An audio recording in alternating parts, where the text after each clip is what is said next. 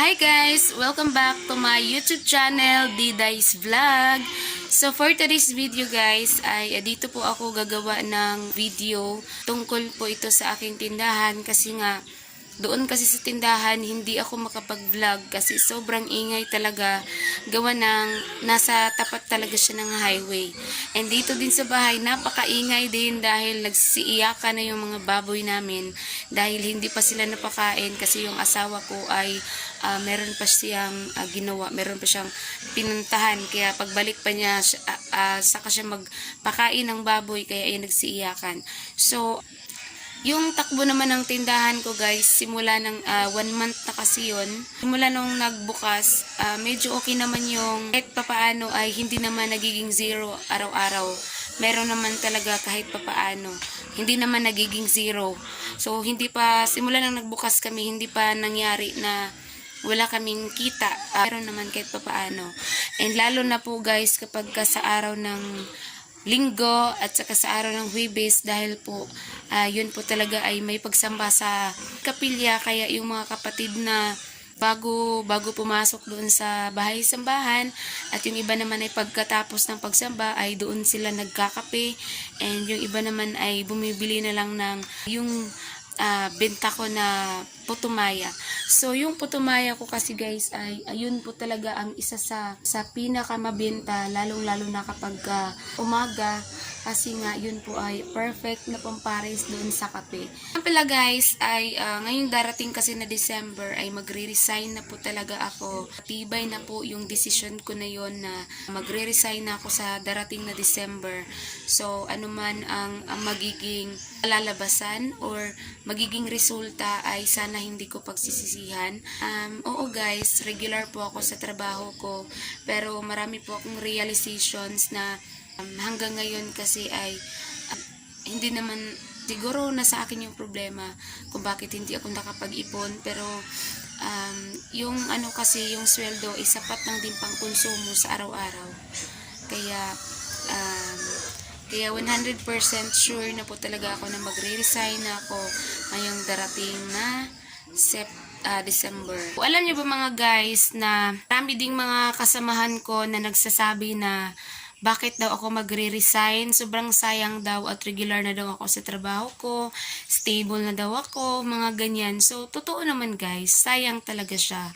Pero, marami po kasi akong mga iniisip kung bakit desidido na po talaga ako. Hindi lang dahil nagtindahan kami, dahil sa totoo lang hindi naman natin alam ang takbo ng tindahan kasi maaaring may mga sana wag namang mangyari yung may mga magiging problema or di kaya syempre halimbawa sari-sari store magkakaroon din yan ng syempre may mga tao na parang ano bang tawag doon yung bang parang tatayo din sila ng sari-sari store sa tapat. So, syempre, pero siguro yung advantage, inauna kami sa pwesto. So, siguro, mas medyo malamang din kahit papaano. Pero, kaya nga, naisip ko, pero hindi naman talaga yan ang dahilan kung bakit ako magre-resign. Napakadami po talagang dahilan and pangalawa din na nagiging dahilan kung bakit ako magre-resign. Kasi guys, parang sa tingin ko kasi kailangan ko ng rest, ng malaking rest para magkabuo kami ng aking asawa kasi nga magsi 7 years na po kami at hindi pa rin kami nagkakaroon ng anak. So, patanda na po kami and baka mas lalo pang mahihirapan. And sa totoo lang guys, oo, regular po ako sa trabaho ko. Pero yung sweldo ko ay steady lang, ganun pa rin kaliit. Pero yung trabaho ko ay palaging nag-i-increase. And na-stress ako sa lahat ng mga every time na pinagalitan ako, may mga hindi ako magawa, may mga nakalimutan ako, may naging mali ako. At alam niyo naman guys na bilang isang empleyado, lahat ng mga magaganda nating nagawa ay hindi talaga yan na-appreciate. Or siguro sa ibang kumpanya ay na-appreciate ng mga tao, ay ng mga amo natin, yung mga magaganda nating nagawa sa kumpanya.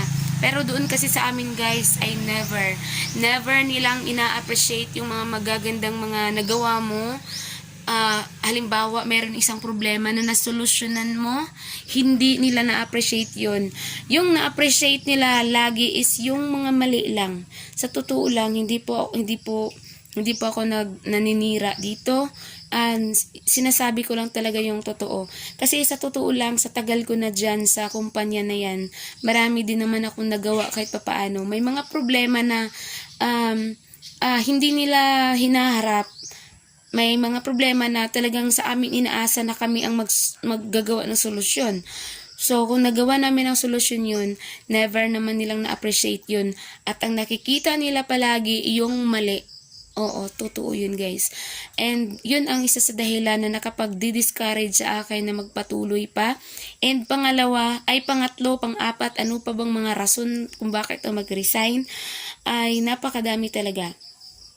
Napakadami.